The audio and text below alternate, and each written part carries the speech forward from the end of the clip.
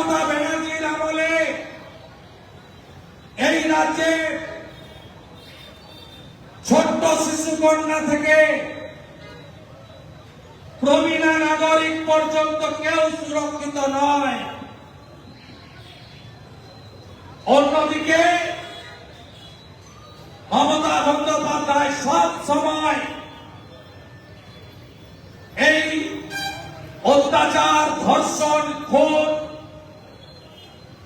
তাকে সব সময় ছোট ঘটনা হিসেবে বারে বারে তুলে ধরেছেন। এত বড় ঘটনা ঘটলে মুখ্যমন্ত্রী 5 দিন মুখ বন্ধ করে রাখেন। তার কারণ প্রত্যেকটা ঘটনাতে জিহাদি তৃণমূল আর নইলে তোলাবাজ তৃণমূলের ভাইপো গ্যাংয়ের লোকেরা এর সঙ্গে যুক্ত।